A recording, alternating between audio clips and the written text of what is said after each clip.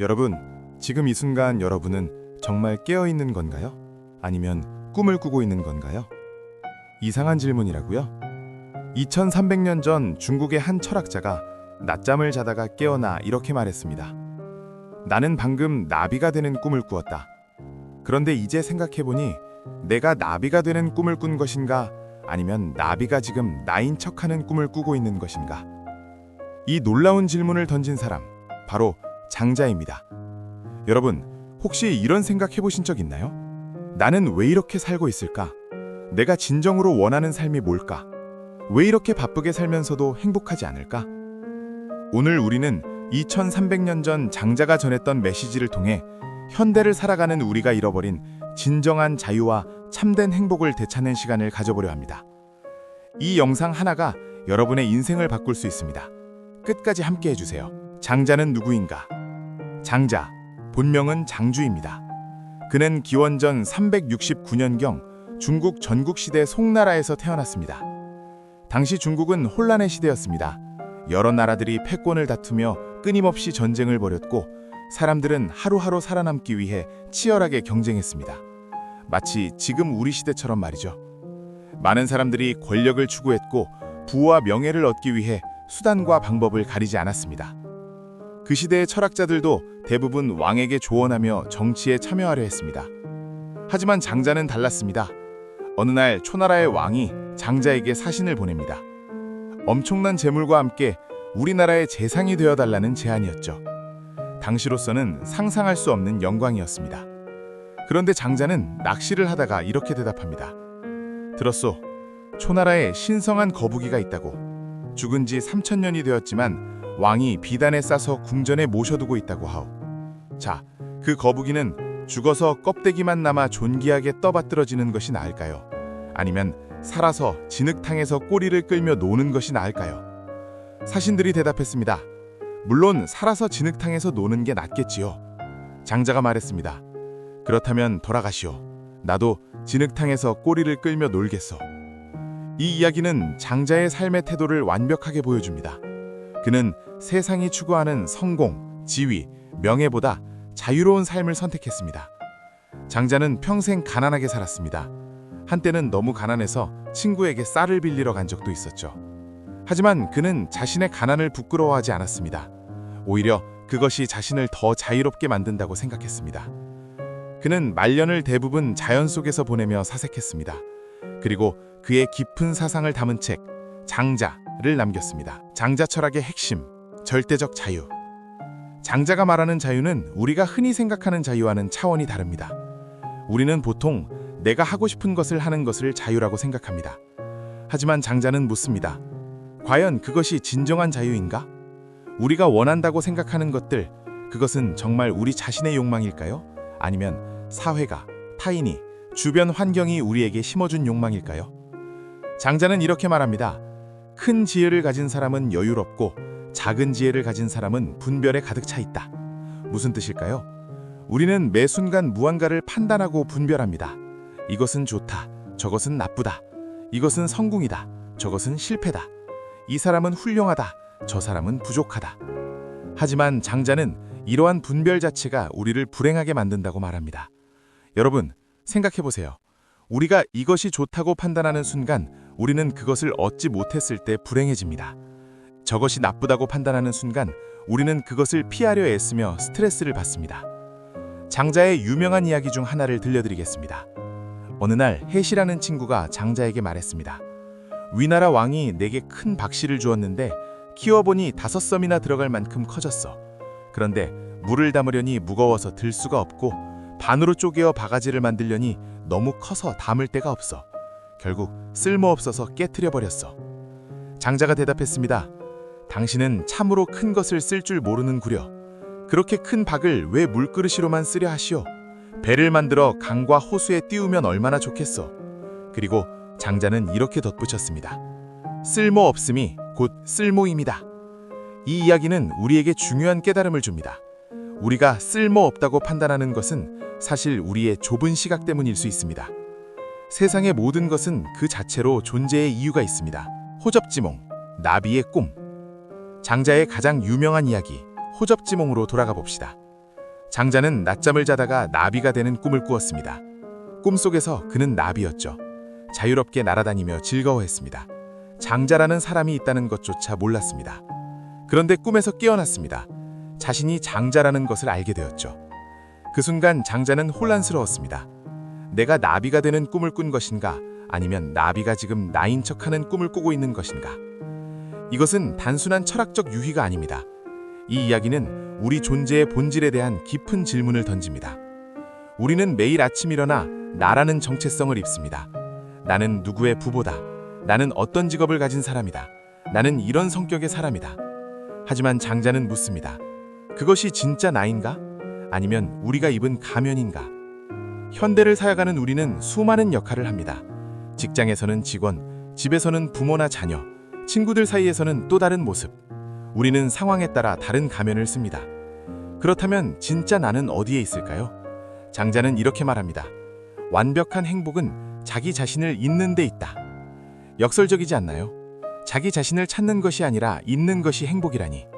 하지만 곰곰이 생각해보면 이해가 됩니다. 우리가 가장 행복했던 순간을 떠올려 보세요. 무언가에 완전히 몰입했을 때, 시간 가는 줄 모르고 뭔가를 했을 때, 우리는 나를 이식하지 않았습니다. 어린 아이들이 놀 때를 보세요. 그들은 자신이 누구인지, 다른 사람이 자신을 어떻게 볼지 전혀 신경 쓰지 않습니다. 그냥 그 순간을 즐길 뿐이죠. 그것이 진정한 자유입니다. 장자가 말하는 자유는 바로 이것입니다.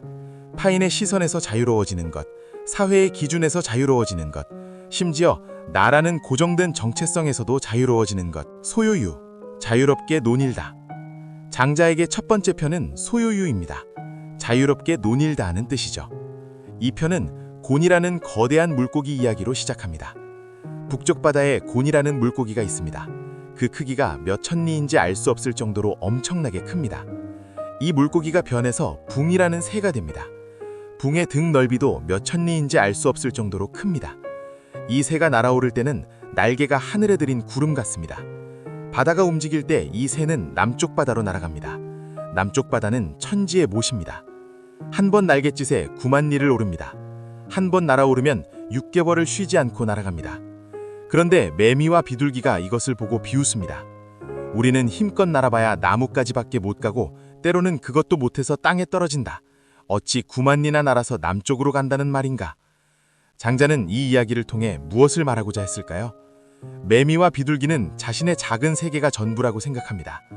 자신이 경험한 거미 안에서만 세상을 이해하려 합니다. 그래서 큰 새의 비행을 이해할 수 없습니다.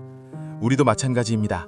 우리는 우리가 아는 세계, 우리가 경험한 범위 안에서만 세상을 판단합니다. 장자는 이렇게 말합니다. 우물 안의 개구리에게 바다를 말할 수 없는 것은 공간에 얽매여 있기 때문이다. 우물 안에 사는 개구리에게 바다 이야기를 해봤자 이해하지 못합니다. 우물이 그의 세계 전부니까요. 여름 벌레에게 얼음 이야기를 해도 이해하지 못합니다. 여름밖에 경험하지 못했으니까요. 우리도 각자의 우물에 갇혀 있습니다. 우리의 경험, 우리의 지식, 우리의 선입견이라는 우물 말이죠. 장자는 우리에게 그 우물에서 나오라고 말합니다. 더 큰 세계가 있다는 것을 인정하라고 말합니다. 그것이 진정한 자유의 시작입니다. 재물론, 모든 것은 평등하다. 장자 철학의 또 다른 핵심은 재물론입니다. 모든 것을 평등하게 본다는 뜻입니다. 우리는 항상 비교합니다. 이것이 저것보다 낫다. 이 사람이 저 사람보다 뛰어나다. 이 삶이 저 삶보다 성공적이다. 하지만 장자는 묻습니다. 그 기준은 누가 정한 것인가? 아름다움의 기준을 생각해 봅시다. 사람들은 미인을 보면 아름답다고 말합니다. 하지만 물고기는 그 미인을 보면 물속 깊이 숨어버립니다. 새는 높이 날아가 버립니다. 사슴은 달아나 버립니다. 그렇다면 진정한 아름다움이란 무엇일까요? 그것은 각자의 관점에 따라 다를 뿐입니다. 선과 악도 마찬가지입니다. 우리가 악이라고 부르는 것도 어떤 관점에서는 필요할 수 있습니다. 장자는 이렇게 말합니다. 삶과 죽음은 하나이며 가능과 불가능 또한 하나이다. 이것은 선과 악, 옳고 그름, 성공과 실패의 구분이 무의미하다는 뜻이 아닙니다. 다만 그것들이 절대적인 것이 아니라 상대적이라는 것입니다. 현대를 살아가는 우리에게 이것이 왜 중요할까요? 우리는 끊임없이 자신을 타인과 비교하며 괴로워합니다. 내 직업이 남보다 못하다. 내 연봉이 친구보다 적다. 내 집이 남보다 작다. 하지만 장자의 관점에서 보면 이런 비교는 의미가 없습니다. 물고기에게는 물속이 최고지만 새에게는 하늘이 최고입니다. 어느 것이 더 나은가요? 물고기와 새는 그저 각자의 본성에 맞게 살아갈 뿐입니다. 우리도 마찬가지입니다. 남의 기준이 아니라 우리 자신의 본성에 맞게 살면 됩니다. 무용지용, 쓸모없음의 쓸모. 장자의 또 다른 중요한 개념은 무용지용, 즉 쓸모없음의 쓸모입니다. 장자는 이런 이야기를 들려줍니다. 어떤 목수가 제자들과 함께 여행을 하다가 거대한 상수리 나무를 보았습니다. 그 나무는 너무나 커서 그 그늘에 수천 마리의 소가 쉴 수 있을 정도였습니다. 제자들이 감탄하며 나무를 보았지만 목수는 그냥 지나쳐갔습니다. 제자들이 물었습니다. 스승님, 왜 저 훌륭한 나무를 보지도 않으십니까? 목수가 대답했습니다. 저것은 쓸모없는 나무다. 배를 만들면 가라앉고, 관을 만들면 썩고, 기둥을 만들면 벌레가 먹는다. 저것은 쓸모없는 나무이기 때문에 저렇게 오래 살 수 있었던 것이다. 그날 밤 목수는 꿈을 꿨습니다. 그 나무가 나타나 말했습니다. 당신은 무엇과 나를 비교하려 하는가? 쓸모있는 나무들과 나를 비교하는가? 배나무, 밤나무, 감나무는 열매가 익으면 꺾이고 상처를 입는다. 큰 가지는 부러지고 작은 가지는 찢어진다. 그들의 재능이 그들의 삶을 괴롭게 만든다. 나는 오랫동안 쓸모없기를 연습했다. 여러 번 죽을 뻔했지만 이제야 쓸모없음에 성공했다. 그것이 나에게는 큰 쓸모가 되었다. 만약 내가 쓸모 있었다면 이렇게 클 수 있었겠는가? 이 이야기는 우리 시대에 아주 중요한 메시지를 줍니다. 현대사회는 쓸모를 중시합니다. 돈을 버는 것, 생산성 있는 것, 효율적인 것만이 가치 있다고 여깁니다. 그래서 우리는 항상 무언가를 해야 합니다. 쉬는 시간조차 생산적으로 보내야 한다고 생각하죠. 취미도 자기 개발이 되어야 하고 휴식도 재충전을 위한 것이어야 합니다. 하지만 장자는 묻습니다. 정말 그래야만 하는가? 때로는 아무 쓸모도 없는 것이 가장 큰 가치를 가질 수 있습니다. 예술을 생각해 보세요. 그림, 음악, 시. 이것들은 당장 먹고 사는 데 도움이 되나요? 하지만 이것들이 없는 삶을 상상할 수 있나요? 우정은 어떤가요? 진정한 우정은 쓸모를 따지지 않습니다. 서로에게 도움이 되기 때문에 친구인 것이 아니라 그냥 함께 있는 것 자체가 좋기 때문에 친구입니다. 장자는 우리에게 말합니다. 모든 것을 쓸모의 관점에서만 보지 말라고. 때로는 아무 목적도 없이 그냥 존재하는 것 자체를 즐기라고. 참된 인간, 진인. 그렇다면 장자가 생각하는 이상적인 인간은 어떤 사람일까요? 장자는 이를 진인, 즉 참된 인간이라고 불렀습니다. 진인은 어떤 사람일까요? 장자는 이렇게 말합니다. 참된 인간은 물과 같아서 낮은 곳으로 흐르며 다투지 않는다. 물을 생각해 보세요. 물은 높은 곳에서 낮은 곳으로 흐릅니다. 스스로를 낮추죠. 하지만 바로 그렇기 때문에 모든 곳에 도달할 수 있습니다. 물은 형태가 정해져 있지 않습니다. 네모난 그릇에 담으면 네모가 되고 둥근 그릇에 담으면 둥글게 됩니다. 하지만 그 본질은 변하지 않습니다. 물은 부드럽습니다. 하지만 시간이 지나면 단단한 바위도 뚫습니다. 진인은 이와 같습니다. 진인은 자신을 고집하지 않습니다. 상황에 따라 유연하게 대처하지만 자신의 본질은 잃지 않습니다. 진인은 다투지 않습니다. 하지만 바로 그렇기 때문에 누구도 그와 다툴 수 없습니다. 진인은 삶과 죽음을 초월했습니다. 삶을 즐기지만 집착하지 않고 죽음을 두려워하지 않습니다. 장자가 아내가 죽었을 때 노래를 부르며 북을 쳤다고 합니다. 사람들이 이상하게 여기자 장자는 말했습니다. 처음에는 나도 슬펐다. 하지만 생각해보니 아내는 원래 형체가 없었다. 생명도 없었다. 기운도 없었다. 그것이 변화하여 기운이 생기고 기운이 변화하여 형체가 생기고 형체가 변화하여 생명이 생겼다. 이제 다시 변화하여 죽음에 이르렀을 뿐이다. 이것은 봄, 여름, 가을, 겨울의 4계절이 순환하는 것과 같다. 그런데 내가 울부짖으며 슬퍼한다면 이것은 생명의 이치를 모르는 것이다. 이것은 냉정하게 들릴 수 있습니다. 하지만 장자는 슬픔을 부정한 것이 아닙니다. 다만 더 큰 관점에서 삶과 죽음을 바라본 것입니다. 자연에 따르는 삶. 장자 철학의 핵심은 자연에 따르는 삶입니다. 여기서 자연은 단순히 산과 강을 의미하는 것이 아니라 사물의 본성, 스스로 그러함, 자연스러움을 의미합니다. 장자는 이런 이야기를 들려줍니다. 어떤 사람이 원숭이를 훈련시켜 춤을 추게 했습니다. 원숭이는 옷을 입고 모자를 쓰고 사람처럼 춤을 추었습니다. 모두가 감탄했습니다. 그런데 어느 날 관중 한 명이 밤을 던졌습니다. 순간 원숭이는 옷을 찢고 모자를 벗어 던진 채 밤을 집어먹었습니다. 장자는 말합니다. 원숭이는 아무리 훈련시켜도 원숭이다. 그 본성을 바꿀 수는 없다. 우리도 마찬가지입니다. 우리는 사회가 요구하는 모습으로 살아가려 애씁니다. 마치 옷을 입은 원숭이처럼 말이죠. 하지만 우리의 본성은 어딘가로 사라지지 않습니다. 억압되어 있을 뿐이죠. 장자는 우리에게 묻습니다. 왜 본연의 모습으로 살지 않는가? 자연스럽게 산다는 것은 게으르게 산다는 뜻이 아닙니다. 자신의 본성에 맞게 억지로 꾸미지 않고 산다는 뜻입니다. 나무는 나무답게 자라고 물은 물답게 흐릅니다. 그들은 다른 무엇이 되려고 애쓰지 않습니다. 그냥 자신의 본성대로 존재할 뿐입니다. 우리도 그래야 합니다. 현대를 살아가는 우리에게 2300년 전 장자의 가르침이 현대를 살아가는 우리에게 어떤 의미가 있을까요? 우리는 성공을 추구합니다. 더 많은 돈, 더 높은 지위, 더 많은 명예. 하지만 그것을 얻어도 행복하지 않습니다. 왜일까요? 장자는 답합니다. 그것들이 진짜 당신이 원하는 것이 아니기 때문입니다. 사회가, 타인이 당신이 원하라고 강요한 것들이기 때문입니다. 우리는 효율성을 중시합니다. 모든 것을 빠르게, 생산적으로 해야 한다고 생각합니다. 하지만 그럴수록 더 피곤해집니다. 왜일까요? 장자는 답합니다. 삶은 효율성으로 측정할 수 없기 때문입니다.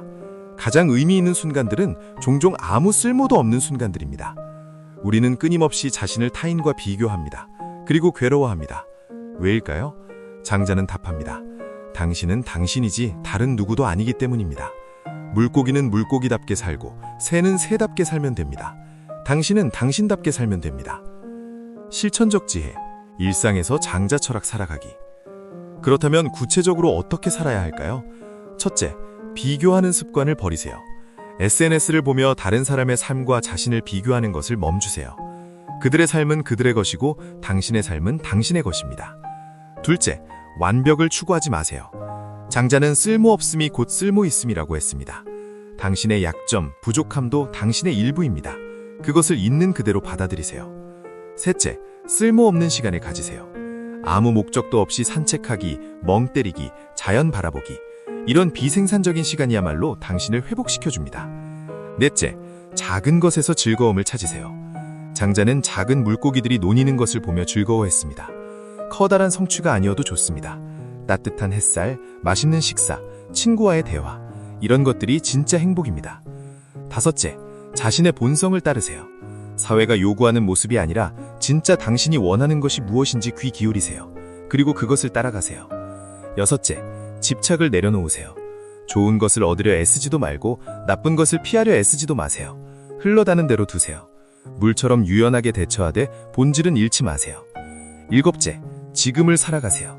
과거를 후회하지 말고 미래를 걱정하지 마세요. 지금 이 순간 당신이 살아있다는 것 자체가 기적입니다.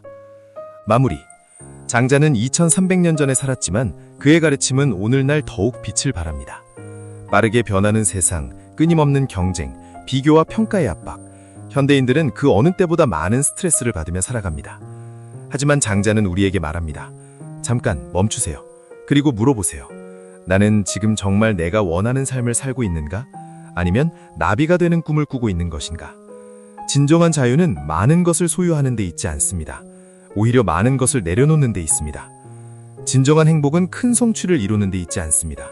오히려 작은 순간들을 온전히 느끼는 데 있습니다. 진정한 지혜는 많이 아는 데 있지 않습니다. 오히려 자신이 모른다는 것을 아는 데 있습니다. 장자의 마지막 가르침을 전하며 마무리하겠습니다. 큰 길은 말이 없고 큰 논쟁은 말을 하지 않으며 큰 암홀은 애쓰지 않고 큰 청렴은 꾸미지 않으며 큰 용기는 해치지 않는다. 여러분, 오늘부터 조금씩 시작해보세요. 비교하지 말고 완벽을 추구하지 말고 있는 그대로의 자신을 받아들여 보세요. 쓸모없는 시간을 가지세요.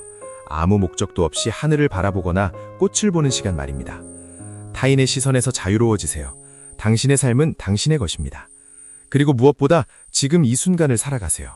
장자의 가르침은 복잡하지 않습니다. 오히려 아주 단순합니다. 자연스럽게 살라, 있는 그대로 살라, 자유롭게 살라. 그것이 전부입니다. 당신은 이미 완벽합니다. 다만 그것을 깨닫지 못하고 있을 뿐입니다. 나비가 되는 꿈을 꾸던 나비가 당신이 되는 꿈을 꾸던 그것이 무슨 상관일까요? 중요한 것은 지금 이 순간 당신이 자유롭게 날아가고 있다는 것입니다. 여러분, 오늘 이 영상이 여러분의 삶에 작은 변화를 가져오길 바랍니다. 장자의 지혜가 여러분과 함께하길 바랍니다. 감사합니다.